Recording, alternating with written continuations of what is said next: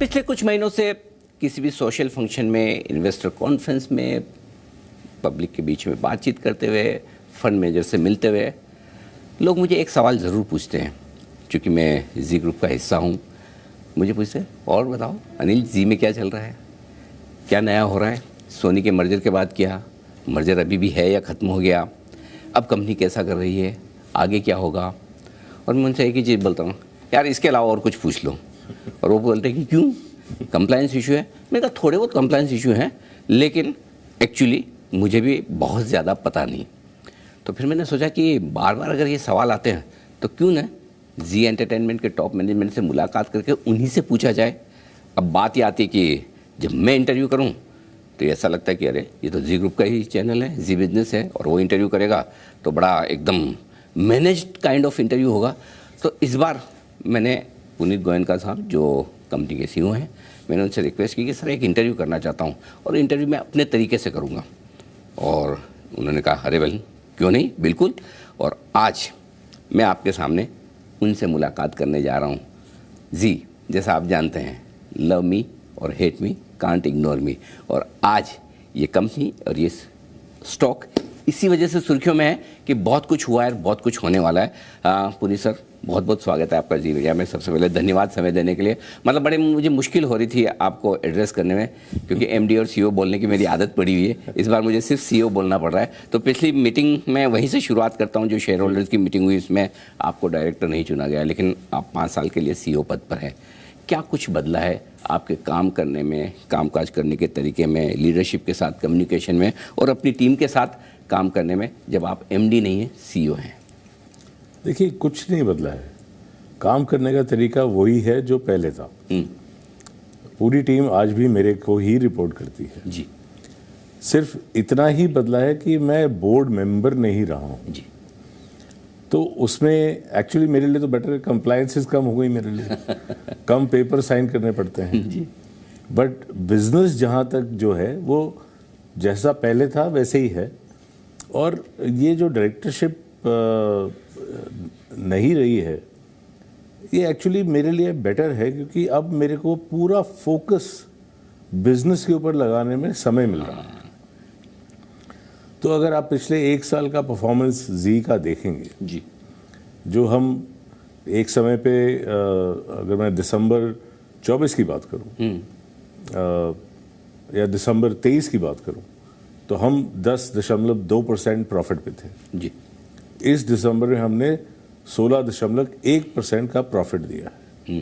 मतलब 60% का growth profit में आया है 1 साल के अंदर। ये कैसे हुआ है?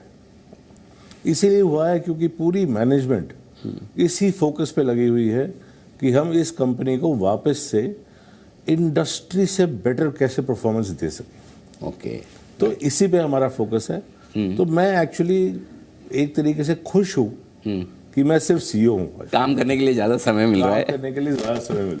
मैं आप कंपनी की परफॉर्मेंस पे भी आऊँगा, लेकिन उससे पहले कुछ गरम सवाल है मेरे पास में। लोग मुझे पूछते हैं, देखिए 1 साल हो गया सोनी के साथ मर्जर कॉल ऑफ हो गया, नहीं हो रहा।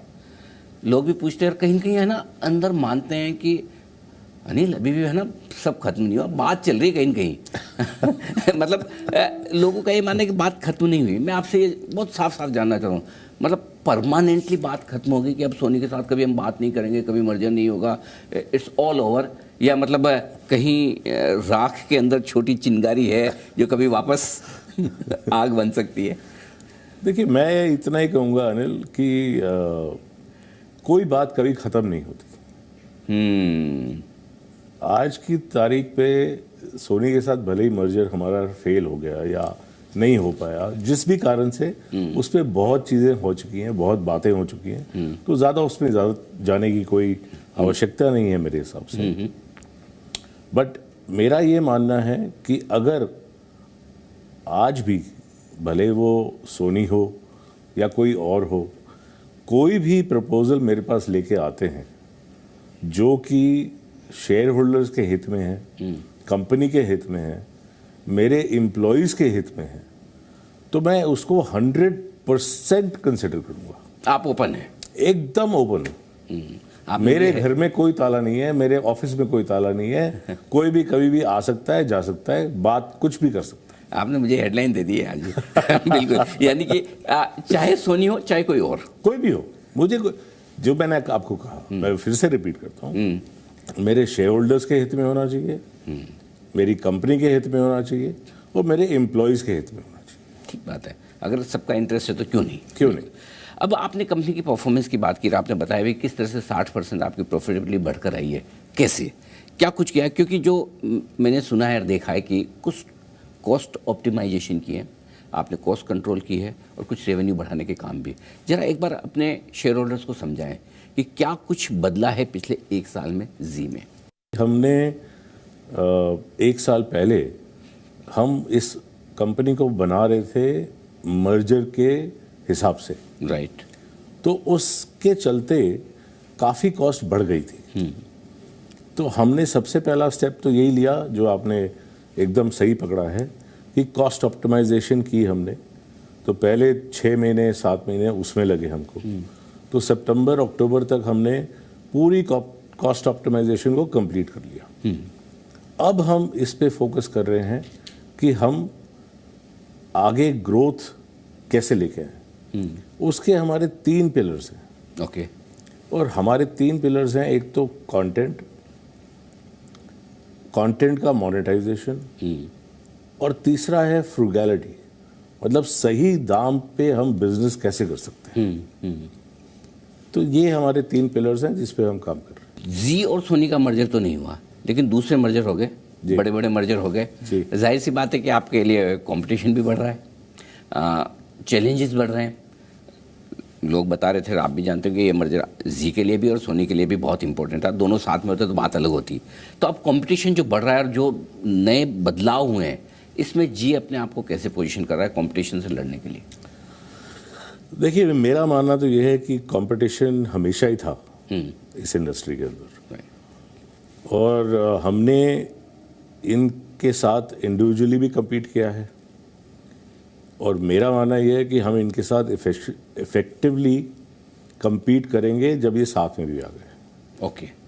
क्योंकि जो मैं अभी पहले आपको बता रहा था, जो 3 पिलर्स हमने खड़े किए हैं कि फ्रूगैलिटी, कंटेंट एंड मोनेटाइजेशन, अगर ये 3 चीज़ हमने अचीव कर ली तो कंपटीशन क्या है? एट द एंड कंपटीशन हमारा किससे होता है कि कंज्यूमर को कैसे हम लेके आए हमारे पास। और मैं ये मानता हूँ कि वो कंपटीशन हेल्दी होता है, लेकिन वो कंज्यूमर को लाना सबसे इम्पोर्टेंट चीज़ है। तो अगर हम कंटेंट रेलेवेंट बनाएंगे, हम कंटेंट अच्छा बनाएंगे, तो कंज्यूमर अपने आप आएगा, वहाँ से हम उसको मोनेटाइज कर पाएंगे, और सही दाम पे बनाएंगे तो सबके लिए बेटर है। आपने एक इंटरेस्टिंग चीज़ कही कि पूरे मर्जर के बाद चूँकि आपको काम करने के लिए समय ज़्यादा मिल रहा है, मर्जर का भी काम ख़त्म हो गया, आप डायरेक्टर नहीं है तो कंप्लायंस का भी काम कम हो गया, लेकिन इसके साथ साथ लोग ये भी जानना चाहते हैं, अब आपका रोल अगर कम है, आपकी लाइबिलिटीज़ रेस्पॉन्सिबिलिटीज़ अगर कम है, और अगर स्टेक भी प्रमोटर्स की कंपनी में कम है, तो स्किन इन द गेम कहाँ है? देखिए, मैं कभी भी इस कंपनी में, मेरे को आज 21 साल होने को आ गए हैं, मैं कभी भी इस कंपनी के अंदर ना अपनी शेयर होल्डिंग के लिए काम कर रहा था, ना अपनी पोजीशन के लिए काम कर रहा था। मैं यहाँ काम इसलिए करता हूँ और डटा इसलिए रहता हूँ क्योंकि मेरे को पैशन है कंटेंट का। यस। क्योंकि जो मज़ा कंटेंट बनाने में आता है, जो कहानियाँ सुनाने में आता है, वो और किसी चीज़ में नहीं आता। क्योंकि हर रोज़ नई कहानी सुना रहा हूँ मैं, और एक नहीं 100 कहानियाँ चल रही हैं दिन की। अब आप सोचिए उस पर क्या मज़ा होगा कि अभी हिंदी में क्या कहानी चलनी है, भोजपुरी में क्या कहानी चल रही है, बंगाल में क्या कहानी चल रही है, आंध्र प्रदेश में क्या कहानी है, तेलंगाना में क्या कहानी चलनी है, इसका हाय ही अलग होता है। तो कहानियाँ कहने और सुनने के तरीकों में फ़र्क आ रहा है। कहानियाँ वही हैं, लेकिन शायद टीवी के बजाय OTT पर अलग अलग तरीके से। सो इस बदलते हुए माहौल में जी अपने आप को कैसे पोजीशन कर रहा है? देखिए, मैं वापस से वही बोलूँगा कि हम कहानियाँ सुनाने के लिए हैं यहाँ पे। आप कंज्यूमर हैं, आपको टीवी पे आके देखना है या OTT पे देखना है या किसी और माध्यम से भी देखना है, हम आपके पास पहुंचने का पूरा प्रयत्न करेंगे और हम चाहेंगे कि जितना आप हमसे जुड़ सकें वो बेस्ट रहे। अभी ये बताएं सर, प्रोमोटर्स के अभी स्टेक कितनी है कंपनी में, और क्या आप कंफर्टेबल हैं या इसे और बढ़ाने के बारे में कोई प्लान है? देखिए, आज की डेट में तो हमारी 3.99% का स्टेक है जी। जी एंटरटेनमेंट के अंदर। ऑफ कोर्स हमारा ऑब्जेक्टिव हमेशा है कि हम इस स्टेक को बढ़ाएं। कैसे बढ़ाएंगे, अभी उसके रास्ते ढूंढ रहे हैं, बट बढ़ाएंगे ज़रूर, ये मैं कह सकता हूँ। कमिटमेंट बढ़ाएंगे, ये बात बिल्कुल की बिल्कुल, क्योंकि शेयर होल्डर्स ये जानना चाहते हैं कि अल्टीमेटली कम स्टेक के साथ आप सीईओ हैं, और अगर 5 साल का विजन लेकर आप चल रहे हैं तो वो विजन कंपनी के लिए और प्रोमोटर्स का अपने लिए क्या होगा? देखिए, दो चीज़ों को मिक्स नहीं करना चाहिए। ओके। कंपनी का विजन अपनी जगह है, तो कंपनी को तो ऊपर बढ़ाना ही बढ़ाना है हमको। प्रोमोटर्स का स्टेक जहाँ तक है वो एक पर्सनल मैटर है। ओके। बिल्कुल हम चाहते हैं एज प्रोमोटर्स कि हम इसका स्टेक बढ़ाएं, और एज जैसे जैसे समय बीतेगा हम बताते जाएंगे कि जब हम स्टेक बढ़ा रहे हैं। और कंप्लायंस की तो रिक्वायरमेंट है, मैंने अगर एक शेयर भी खरीदा तो मुझे बताना पड़ेगा। बिल्कुल। तो उसमें वो कोई दो राय नहीं है, बट मैं चाहूँगा कि ये दो चीज़ों को शेयर होल्डर्स मिक्स ना करें। ठीक बात है, बिल्कुल ठीक है। एक और चीज़ जो मैं आपसे जानना चाहता हूँ वो ये कि कॉर्पोरेट गवर्नेंस को लेकर बीच में कई बार सवाल उठे हैं, कई खबरें आई, अलग अलग इन्वेस्टर सर्विसेज जो ऑर्गेनाइजेशंस हैं उन्होंने अपनी रिपोर्ट्स निकाली, बहुत सारी चीज़ें हुई हैं। लोग ये जानना समझना चाहते हैं कि इस वक्त कॉर्पोरेट गवर्नेंस को लेकर कंपनी के बोर्ड का एज अ सीईओ आपका क्या स्टैंड है, और दूसरा पिछले कुछ समय में क्या कुछ बदलाव आपने कंपनी में किए है इसे मजबूत करने के लिए? देखिए, मैं तो ये मानता हूँ कि हमने कॉर्पोरेट गवर्नेंस को लेके बहुत काम किया है। जितनी कंप्लायंसेस हम आज की डेट में कर रहे हैं, शायद ही इतनी कोई लिस्टेड कंपनीज होंगी जो करती होंगी। हम पूरी इंडिपेंडेंट बोर्ड रन कंपनी है। जैसा कि मैंने कहा कि मैं तो अभी बोर्ड पे भी नहीं हूँ, तो कोई प्रमोटर बोर्ड पे नहीं है, तो सिर्फ इंडिपेंडेंट डायरेक्टर्स ही बोर्ड के ऊपर हैं।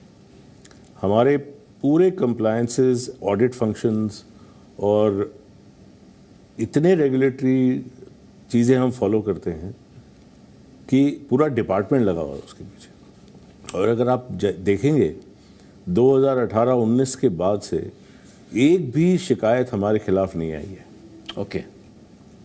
एक भी शिकायत नहीं है किसी भी डिपार्टमेंट से भारत सरकार के। तो इसका मतलब हम कुछ तो सही कर रहे होंगे। 6 साल हो गए उस बात को। एक बात है, जब शिकायत की बात ही निकली तो सेबी की तरफ से एक प्रोब चल रही है प्रोमोटर्स पर, शायद काफ़ी समय उसको भी हो गया है जी। वहाँ इस वक्त क्या स्टेटस है और उसके बारे में आपका क्या कहना है? देखिए, उसमें दो ही चीज़ें हैं। सेबी को अप्रैल 2024 में अपनी रिपोर्ट देनी थी, जो कि आज तक भी नहीं आई है। तो हम तो उसका वेट कर रहे हैं, और मैं तो हमेशा से यही मानता हूँ जो इस देश का नियम बोलेगा, जो रेगुलेटर बोलेगा, उसको हम फॉलो करेंगे। इसमें कोई दो राय नहीं है, मैं उसको नेगेट भी नहीं करना चाहता। बट इतना मैं कहना चाहूँगा कि जो उनका पहला एलिगेशन था, अगर आप एसएटी का ऑर्डर पढ़ेंगे उसमें हर एलिगेशन को एड्रेस किया गया है। राइट। और हमारे खिलाफ कुछ नहीं पाया गया उसके अंदर। तो देखते हैं क्या होता है। ये तो रेगुलेटरी बॉडी है, वो अपना समय तो लेंगे ही, और उनको हक भी है अपना पूरा इन्वेस्टिगेशन करने का। तो हम वेट कर रहे हैं उसका क्या होता है।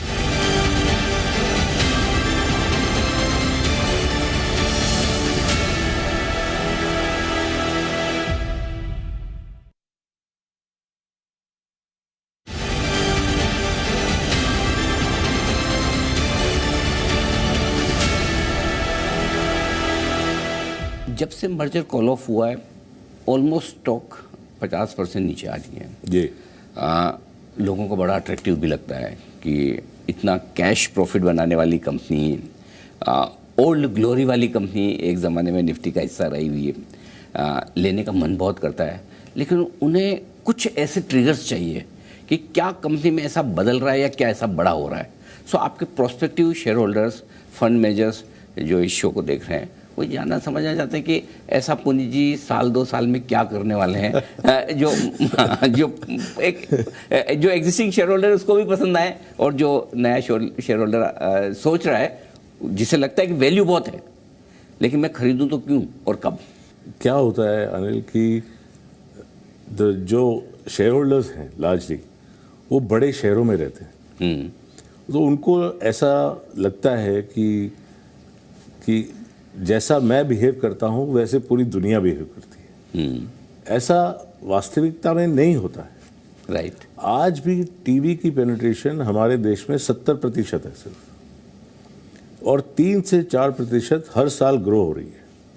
अब इसको आप लोगों के पास डिस्पोजेबल इनकम बोल लीजिए या इलेक्ट्रिफिकेशन बोल लीजिए, जैसे भी आप बोलना चाहें, बट मैं तो ये मानता हूँ कि हमारे देश के अंदर ये ऐसा ही एक देश होगा, आई एम श्योर ऑल भी होंगे, बट मैं तो ये मानता हूँ हमारे देश में टीवी और डिजिटल, और से मेरा मतलब एंड नॉट ओआर जी, दोनों ही थ्राइव करने वाले हैं।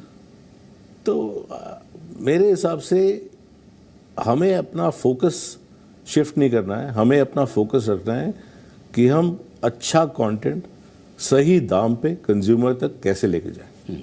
पास्ट और प्रेजेंट टीवी है, शायद फ्यूचर डिजिटल हो। सो डिजिटल को लेकर और ओटीटी को लेकर क्या बड़े प्लान्स हैं? देखिए, ओटीटी की ऑडियंस एक अलग ऑडियंस है, इसलिए आज की स्थिति में तो अलग ऑडियंस है, और वो ऐसी ऑडियंस है जो शायद टेलीविज़न या लीनियर टेलीविज़न को छोड़ चुकी है। तो उनके लिए हम अलग शोज़ बनाते हैं, अलग अलग किस्म की धारावाहिक और अलग किस्म की फिल्में बनाते हैं उनके लिए, जो उनको आकर्षित कर सके हमारी तरफ, और टीवी के लिए जो कोर ऑडियंसेस है उनके लिए अलग बनाते हैं। मेरा मानना ये है कि ओटीटी के अंदर, स्ट्रीमिंग सर्विसेज के अंदर अभी एक और पड़ाव आएगा जहां पे ये ग्रोथ और आगे बढ़ेगी। अच्छा जी। अभी क्या हुआ है कि छोटे शहरों में लोगों को शायद फ्री की आदत पड़ी हुई है, तो वो किसी फ्री माध्यम से जाके कंटेंट देख लेते हैं, बट जैसे जैसे उनको समझ में आएगा कि प्रीमियम कंटेंट, अच्छा कंटेंट एक छोटे से दाम देने के ऊपर मिलता है, तो क्यों नहीं आएंगे? वो सैंपल तो करेंगे। राइट। और सैम्पलिंग से ही हमारा काम आगे बढ़ता है। एक और सवाल शेयर होल्डर की बिहाफ पे लेना चाहता हूँ। हमारे जी के ढेर सारे एफआई शेयर होल्डर रहे हैं। पिछले साल भर में मैं देख रहा था कि एफआईज कम हो गए और हिंदुस्तान के शेयर होल्डर्स का भरोसा जी पर बढ़ गया है। रिटेल की शेयर होल्डिंग बहुत ज़बरदस्त बढ़ी है जी। आप शायद नंबर भी दे सकते हैं। एक वजह भी, और दूसरा जाहिर सी बात है कि वो सारे रिटेल शेयर होल्डर्स जिनको जी पर भरोसा है, जी के ब्रांड पर भरोसा है, और जो मैंने एक स्टडी पढ़ी भी कि हिंदुस्तान का हर 5वां नागरिक ऐसा है जो जी का कोई न कोई चैनल जरूर देखता है। जी इतनी स्ट्रॉन्ग ब्रांड हर घर में पहुंची है। सो आप वो शेयर होल्डर्स जो रिटेल में इतने बड़े हैं, नए शेयर होल्डर्स हैं, पुराने हैं, उनको क्या मैसेज देना चाहेंगे? मैं तो उनको इतना ही मैसेज देना चाहूँगा कि देखिए, हम एकमात्र हिंदुस्तानी ब्रॉडकास्टिंग कंपनी है, एकमात्र हिंदुस्तानी ब्रॉडकास्टिंग कंपनी। हाँ, बाकी जितने हैं सब विदेशी हैं और बाहर से आए हुए हैं। तो हमने तो यहीं पे रह के ग्राउंड से बिजनेस को खड़ा किया, और हम कहीं नहीं जा रहे, हम यहीं रहने वाले, और हम इनको कंपटीशन भी देंगे। तो जितना सपोर्ट आप करेंगे हमको, हम खुली बाहों से आपका स्वागत करते हैं। क्या बात है। कभी आपको ऐसा नहीं लगता कि एक तरफ शुद्ध देशी हिंदुस्तानी कंपनी है मीडिया एंटरटेनमेंट इंडस्ट्री में, और एक तरफ विदेशी पैसे वाली थोड़ी पावरफुल कंपनियां हैं, तो मुकाबला बराबरी का नहीं है? देखिए, ये बिजनेस या ये व्यापार पैसों का व्यापार नहीं है, ये दिल का व्यापार है। अगर आप कंज्यूमर के दिल से जुड़ गए तो पैसे की कोई आवश्यकता नहीं है। पैसे तो चाहिए, ऐसी बात नहीं, पैसे तो चाहिए, बट सिर्फ पैसा होने से आप दिल से जुड़ जाएंगे ऐसा नहीं है। तो हमारा काम डेली का सुबह उठ के ये सोचना है कि मैं उनके दिलों को कैसे जोड़ूं अपने साथ। उसी के लिए अब जीते हैं, उसी के साथ हम सोते हैं, उसी के साथ हम उठते हैं। और एक और फीडबैक मैं आखिर में आपको देना चाहता हूँ, क्योंकि मैं रिटेल इन्वेस्टर से भी मिलता हूँ देश भर में, लगभग हर वीकेंड मेरी कोई न कोई कॉन्फ्रेंस होती है जी। और मेरे शो पे ढेर सारे सब बड़े बड़े फंड मैनेजर्स भी आते हैं। वो आपकी लीडरशिप बड़ी पसंद करते हैं और वो ये चाहते हैं और ये जानते भी और चाहते भी हैं कि इस लीडरशिप में आप बने रहें कंपनी को आगे चलाने में। एक कॉन्फिडेंस उनके लिए कि हाँ पुनीत गोयनका यही हैं, कहीं जाने वाले नहीं हैं और इस कंपनी को और ऊपर ले जाएंगे। क्या आप उनको ये भरोसा दे सकते हैं? देखिए, मेरी शेयर होल्डिंग जो मैंने आपको बताया 3.99, तो 5 साल पहले हो गई थी। 5 साल से तो मैं यही हूँ। राइट। मेरी डायरेक्टरशिप भी पिछले साल ख़त्म हो गई थी, उसके बावजूद मैं यहाँ हूँ। और जो मेरी लीडरशिप है उसका पूरा श्रेय जाता है मेरी टीम को, क्योंकि उन्होंने मेरे को ये इस लीडरशिप तक पहुँचाया है। क्योंकि अगर आप सोचें कि पुनीत गोयनका अकेले ये कंपनी चला लेगा तो वो हो ही नहीं सकता है। इतनी बड़ी कंपनी एक इंसान चला ले, ऐसा हो नहीं सकता। तो मेरे पास जो मेरे 3,500 4,000 लोग हैं जो मेरे साथ काम करते हैं, वो पूरा श्रेय उनको जाता है उसका। पुनीत गोयनका वो प्रमोटर है जो पैसों के लिए नहीं, पैशन के लिए काम करते हैं। ये आपने इस इंटरव्यू में बहुत अच्छी बात कही है। और उसके अलावा आपने कहा भी है कि इस कंपनी को आगे बढ़ाने के लिए जिस पोजीशन पे जैसे काम करना है आप आगे करते रहेंगे। हमारी शुभकामनाएं आपके साथ है और उम्मीद करता हूँ जी एंटरटेनमेंट के शेयर होल्डर्स ये इंटरव्यू देख के बहुत कुछ इंसाइट लेंगे और शायद उनका कॉन्फिडेंस और बढ़ेगा। बहुत बहुत धन्यवाद आपका। Thank you so much. बहुत बहुत धन्यवाद। और आपके सारे दर्शकों को मैं नमन करना चाहता हूँ कि आप ऐसे ही अनिल जी का शो देखते रहें और हमारे साथ जुड़े रहें। बहुत बहुत धन्यवाद। Thank you so much sir.